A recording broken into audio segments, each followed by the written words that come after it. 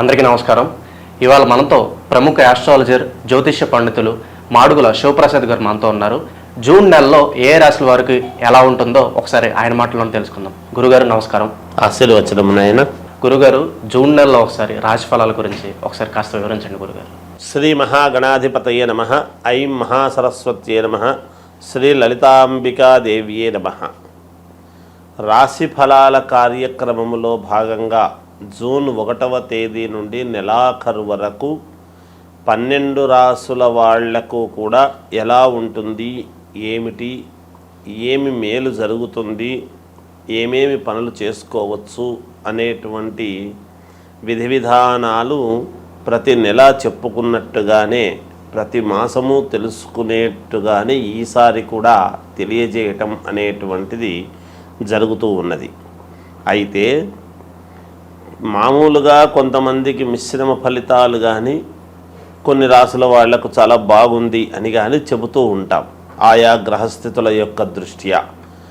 అయితే ఏది ఏమైనా రాసుల ప్రకారముగా అందరికీ బాగుండినను లగ్నము ఏ లగ్నములో అయితే పుట్టి ఉంటారో, అందరూ ఒకే లగ్నానికి పుట్టి ఉండరు కదా, అందుకని ఏ లగ్నంలో పుట్టి ఉన్నారో చూసుకుంటే కొంతమందికి బాగా జరగవచ్చును, కొంతమందికి మధ్యస్థముగా జరగవచ్చును, కొంతమందికి రాసుల ప్రకారంగా బాగుంది అని చెబుతున్నారు కానీ గురువుగారు మాకేమీ అలా జరగటం లేదే అనేటువంటి భావనతో కూడా ఉంటారు. అయితే అందుకని వ్యక్తిగతమైనటువంటి జాతకాలను ఎక్కువగా మనం చూసుకోవాలి అనేటువంటిది ఉంటుంది. అంటే date, time, date of birth, time of birth, place of birth అనేటువంటివి ఉంటే క్షుణ్ణముగా మొత్తముగా పరిశీలన చేసి చెప్పుకోవచ్చును ఎప్పుడూ కూడా. అందువల్ల వ్యక్తిగతమైనటువంటి జాతకాలను మీకు నచ్చిన వాళ్ళ దగ్గర, మీకు అనుకూలం ఎవరి దగ్గర ఉంటే వాళ్ళ దగ్గర ఒకసారి చూపించుకొని ఏవైనా చిన్నపాటి పరిహారాలు అవి ఉంటే చేసుకుంటే రాసుల ప్రకారముగా బాగుంది అన్నప్పుడు మరి ఈ రాసే కదా మాది ఎందుకు బాగలేదు అని ఒక్కసారి చూపించుకుంటే దాంట్లో తగిన విధముగా పరిహారం అనేటువంటిది చేసుకుంటే మీకు కూడా బాగుంటుంది అని తెలియజేస్తున్నాను. గురుగారు, మనకి జూన్ నెలలో ధనుస్సు రాశి వారికి ఎలాంటి ప్రయోజనాలు ఉండబోతున్నాయి కాస్త వివరించండి. ధనుస్సు రాశి వారికి ఈ జూన్ నెల అంతా కూడా కొంచెం మిశ్రమ ఫలితాలు ఎక్కువగా గోచరిస్తున్నాయి. అంత యోగదాయకముగా లేదు ధనుస్సు రాశి వారికి అనే చెప్పాలి. ఎందుకంటే ధనుస్సు రాశికి అధిపతి, ధనుర్లగ్నానికి ధనురాశికి అధిపతి గురువు. ఆ గురువు మార్పు వలన అనేటువంటిది కానీ ఉన్న గ్రహస్థితుల వల్ల కానీ ధనుస్సు రాశికి అంత యోగదాయకముగా లేదు ఈ మాసం. ఏదో మామూలుగా నడుస్తూ ఉంది అంటే నడుస్తూ ఉంది. వచ్చేటువంటి డబ్బు కూడా ఏదో రావాల్సిండేటువంటిది సకాలంలో మామూలుగా వస్తుంది. కొత్తగా కష్టపడి మనం ఏదైనా లాభాలు అట్లాంటివి తెచ్చుకోవాలి అనేటువంటివి అయితే ఏమీ ఉండవు. శ్రమ ఉంటుంది కానీ శ్రమకు తగినటువంటి ఫలితం అయితే రాదుగాక. దాని వలన మానసికంగా బాధ కలుగుతుంది. ఏమి చేస్తే నాకు ముందుకు వెళ్ళగలను, నేను ఏం చేస్తే బాగుంటుంది అనేటువంటి ఆలోచన చేసుకోవటానికే ఈ మాసం అంతా కూడా సమయం పోతుంది కాక. సహజంగా కొన్ని పనులు కావు, విరుద్ధమవుతాయి. కొన్ని పనులు దగ్గరి వరకు వచ్చి తప్పిపోతూ ఉంటాయి ధనుస్సు రాశి వాళ్లకు. ఇవన్నీ కూడా గ్రహస్థితుల యొక్క ప్రభావము వలననే అనేటువంటిది మనం గమనించాలి. కనుక ఇప్పుడు విదేశాలకు వెళ్ళాలి అనుకునేటువంటి వాళ్ళకు కానీ, లేదా ఇక్కడే రాజకీయ నాయకులు కావాలి అని కోరుకునేటువంటి వాళ్లకు కానీ, అనేక రంగాల్లో అనేక రకాల వ్యాపారస్తులు ఉంటారు.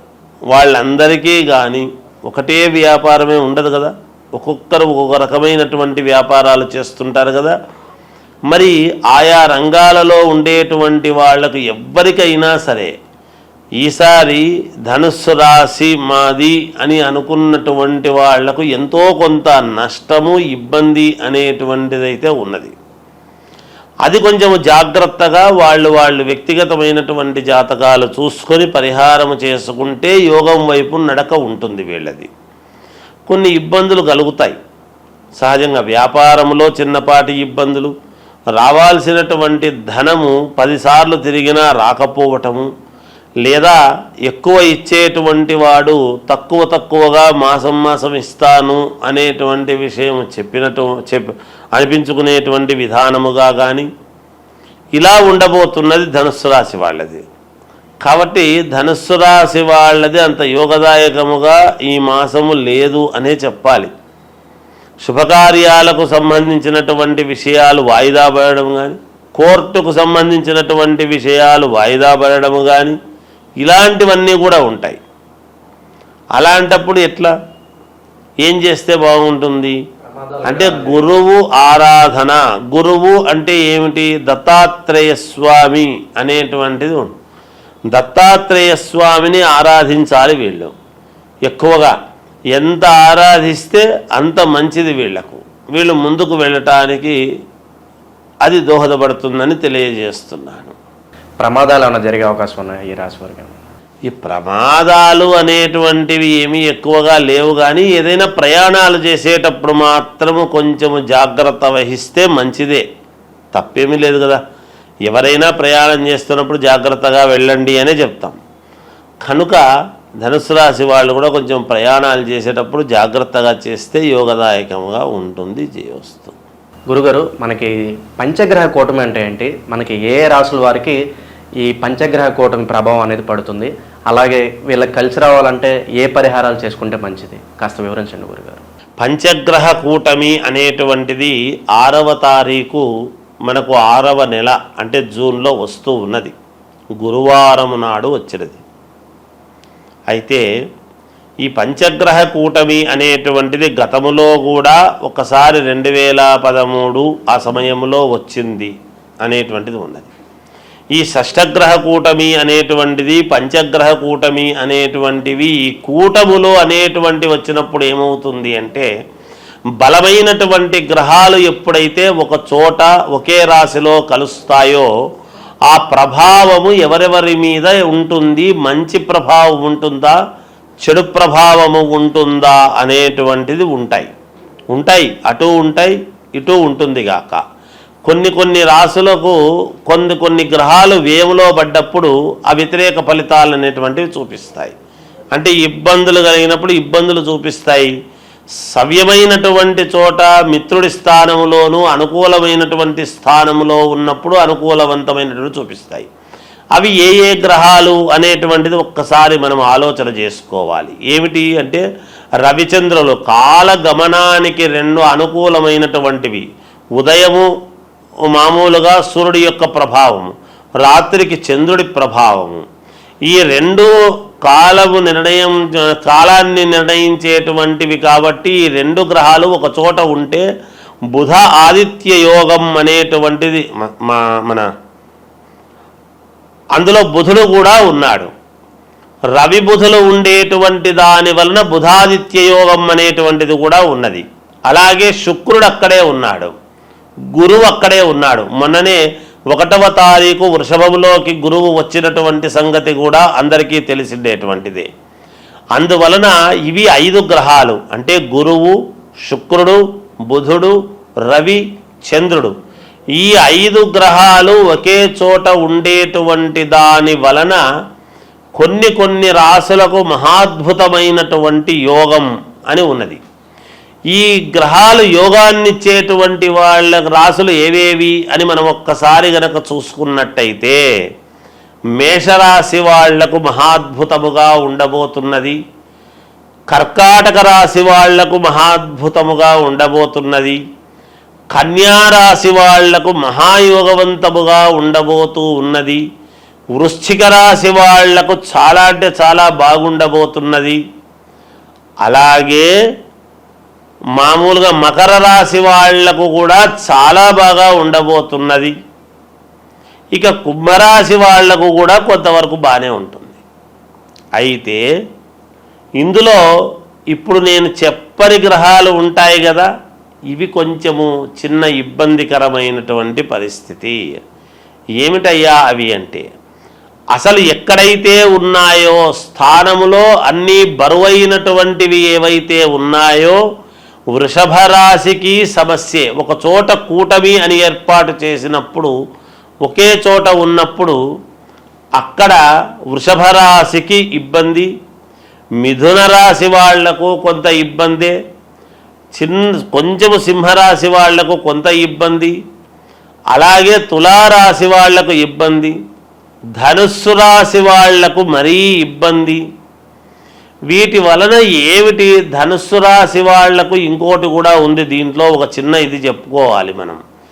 ఎవరైనా గర్భవతులుగా ధనుస్సు రాశి వాళ్ళు గనక ఉన్నారు అంటే కొంచెము జాగ్రత్తగా ఉండాలి అనేటువంటిది ఉన్నది ఒకటి.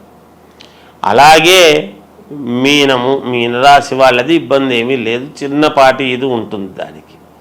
ఇలా కొన్ని రాసుల వాళ్లకు కొంత ఫలితాలు ఇవ్వటములో తారుమారవుతాయి. ముందే మామూలుగా అంతంత మాత్రముగా ఉంటాయి. ఈ పనులు జరిగితే బాగుంటుంది, ఈ వివాహం అయితే బాగుంటుంది, ఈ ఉద్యోగం వస్తే బాగుంటుంది, ఈ విదేశాలకు వెళితే బాగుంటుంది, లేదా ఇంకొకటి మనకు ఇది తీరితే మనకు మేలు జరుగుతుంది, ఈ ధనము రావాల్సిండేటువంటిది ఉన్నది, ఈ పొలము మనకు వాయిదాలు లేకోకుండా మనకు మన వైపు తీర్పు వస్తే బాగుంటుంది. ఇలా ఒకటి కాదు, రెండు కాదు, అనేక రకాల సమస్యలతో ఉంటారు. వాటన్నిటికీ కూడా ఒక్కసారిగా ఇన్ని గ్రహాలు ఇక్కడ ఉండేటప్పటికీ కొన్ని చెడు ఫలితాలు అనేటువంటివి ఇస్తాయి కదా. మాలాంటి వాళ్ళము ఎప్పుడూ కూడా బాగుంటుంది, బాగుండాలనే కోరుకోవాలి, కానీ భయోత్పాతమైనటువంటివి ఎప్పుడూ చెప్పరాదని నా వ్యక్తిగత అభిప్రాయం. చిన్నవి ప్రతి వాళ్ళ జీవితంలోనూ ఉంటాయి. ఉన్నంత మాత్రాన అవి పర్వాలేదు, ఏం పర్లేదు, మీకు బాగుంటుందంటే మీకు మానసికమైనటువంటి సంతోషం ఉంటుంది. కానీ మీకు ఇది బాగాలేదు, అది బాగలేదు అని చెబితే ఎలాగబ్బా, ఆర్థిక ఇబ్బందులు అనేక రకాల సమస్యలతో ఉంటారు ఈ రోజులలో. ప్రతిదీ మాలాంటి వాళ్ళము భయముతో కూడినటువంటివి చెప్పేటప్పటికీ మీకు ఏమీ పాలుపోక నిజంగా బాగుండేటువంటి ఆత్మవిశ్వాసము కోల్పోయే పరిస్థితి ఎవరికీ రాకూడదు. అందువలన చిన్నపాటి ఇబ్బందులు, సముద్రము అన్న తర్వాత అలలు, మానవ జీవితం అన్న తర్వాత ఒడిదుడుకులు ఉంటాయి, సహజం అది. దానికి ఎవరు భయపడక్కర్లేదు. కాకపోతే మీ వ్యక్తిగతమైనటువంటి జాతకాలు ఒక్కసారి పరిశీలన చేసుకొని మీకు నమ్మకం ఉండేటువంటి వాళ్ళ దగ్గర చూపించుకొని ఈ రాశి వాళ్లకు ఏమి చేసుకుంటే మేలు, మరి బాగులేని రాశి వాళ్ళది ఏమిటి అంటే ఏమి లేదు, జపము, తపము, హోమం ఇవి ఉంటాయి. హవనం అనేటువంటిది ఎప్పుడైతే హోమం చేసుకుంటారో మీ పేర్లతో, అగ్నిహోత్రుడి యొక్క సంస్కారము వలన మీరు సంస్కరింపబడతారు, మీకు మేలు జరుగుతుంది. తప్పకుండా హోమాలు సరే, ఇంకా ఏవో కొన్ని ఉంటాయి, అవన్నీ చేసుకోవచ్చును. ఇంకా ఒకటి ఉన్నది, దీని వలన కొన్ని ఇబ్బందులు ఉంటాయి. పైగా వచ్చినటువంటిది ఎప్పుడు అంటే ఆదివారము, గురువారము 6వ తారీఖు అమావాస్య అనేటువంటిది కూడా ఇదైంది. దాని వలన ఈ గ్రహాల యొక్క దీని వలన అమావాస్య కూడా గురువారం రోజు, పైన గురువు, మనకు ఏ యోగం ఇవ్వాలన్నా గురుబలం బాగుంటే అన్ని జరుగుతాయి అనేటువంటిది ఉన్నది నానుడి. ఈ గురువు అనేటువంటి వాడు ఎవరు? దత్తాత్రేయ స్వామి, వ్యాస మహర్షిని మనము గురువు అని భావిస్తాం. అలా దత్తాత్రేయ స్వామిని మనము గురువు అని అనుకుంటున్నప్పుడు గురువారం రోజే వెళతాం. దత్తాత్రేయ స్వామి ఎవరు? త్రిమూర్తులు కలిస్తే దత్తాత్రేయుడు. దత్తాత్రేయుడి దగ్గర 4 వేదాలు, 4 వేదాలకు సంబంధించినటువంటి ఇది. అలాగే ఈరోజు ఎవరైనా యంత్ర పూజలు చేసుకునేటువంటి వాళ్ళము, మాలాంటి వాళ్ళం మేము చేసేటువంటిది ఏమిటి అంటే మామూలుగా తాంత్రిక విద్యలు అని ఉంటాయి. అవేమి చెడు కాదు. తాంత్రిక విద్యలు అంటే శీఘ్ర ఫలితాలు రావటానికి అని ఉంటుంది. ఎవరికైనా ఏదైనా కావాలి అన్నప్పుడు తాంత్రిక విద్యలతో శీఘ్ర ఫలితాలు రావటానికి కొన్ని ప్రయోగాలు ఉంటాయి. అవి కొంచెం విశేషమైనటువంటి ప్రయోగాలు ఉంటాయి. మనకు అనుకూలముగా జరగటానికి ఒక పని అనేటువంటిది చేసుకోవటానికి అది మనము ఏదైనా ఒక పని మన వశం కావాలి అని అనుకున్నప్పుడు, వశము కావాలి అంటే అందరూ తప్పు అర్థం చేసుకుంటుంటారు. ఏదో అనవసరమైనవన్నీ మన వశం కావాలి, చెయ్యాలి అని అనుకునేటువంటి ఇది ఉంటుంది. అలా ఉండకూడదు ఎప్పుడూ కూడా. ఎందుకంటే మనకు ఒక మంత్రము మన వశము కావాలి, ఒక ఉద్యోగము మనకు కావాలి అని ఇలా కొన్ని ఉంటాయి. శీఘ్రముగా తొందరగా మన కోరికలు ఫలించాలి అనేటువంటివి. అలా శీఘ్ర ఫలితాలు రావటానికి యంత్ర పూజలు అని ఉంటాయి. అవి ఇటువంటి రోజులు మేము దాన్ని చాలా జాగ్రత్తగా వాడుకుంటాము గాక, పోగొట్టుకోకుండా. ఎందుకంటే మమ్మల్ని నమ్మి మాకు ఈ పని కావాలి అని ఎంతోమంది అడుగుతూ ఉంటారు కాబట్టి వాళ్ళ పనులు సక్రమముగా నెరవేరాలి అన్నప్పుడు ఇలాంటి సమయాలు చాలా యోగవంతమైనటువంటి సమయం. ఈ సమయాన్ని మేము పోగొట్టుకోకుండా జాగ్రత్తగా శీఘ్ర ఫలితాలు రావటానికి కొన్ని ప్రయోగాలు చేసుకోవటానికి ఈ సమయము, ఈ పంచగ్రహ కూటమి అనేటువంటిది చాలా ముఖ్యమైనటువంటిది. మీరు కొన్ని సినిమాల్లో చూస్తుంటారు, ఫలానా రోజు ఒకే లైన్లోకి గ్రహాలన్నీ వస్తుంటాయి అంటే ఈ కొంచెము ఏవేవో కొన్ని వీటికి సంబంధించినటువంటివి అవన్నీ ఇలా వస్తుంది, ఈ వజ్రం వస్తుంది, ఇవి దొరుకుతాయి, ఈ నిధులు ఇలా ఉంటాయి అనేటువంటివి వింటూ ఉంటాం. అవన్నీ ఊరికే కాదు, నిజంగా కూడా శాస్త్రాలలో ఉన్నటువంటివే. ఎవరు సినిమాలు కూడా తప్పుగా తీయరు, ఎంతో ప్రామాణికము ఉంటేనే చూసి తీస్తారు, ఏదో ఒకటిలే అని చెప్పి తీయరు. అందుకని ఇది ఈ పంచగ్రహ కూటమి అనేటువంటిది కొన్ని విషయాలకు చాలా యోగవంతమైనటువంటిది. మనము యోగం ఏదో అది మాట్లాడదాం. ఇబ్బందులు ఉంటే చిన్న చిన్న ఇబ్బందులు ఉండేటువంటి వాళ్ళు వాటిని సర్దిద్దుకుంటారు గాక, ఇబ్బంది ఏమీ లేదు.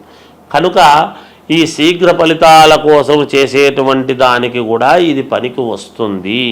అనుష్ఠానం చేసుకునేటువంటి వాళ్లకు మహద్భాగ్యముగా భావించుకోవాలి. మాలాంటి వాళ్ళము మేము శీఘ్ర ఫలితాలు రావటానికి ఎన్నో ప్రయోగాలు వంటివి చేస్తూ ఉంటాము కాబట్టి ఇది మంచి సమయముగానే భావిస్తున్నాము.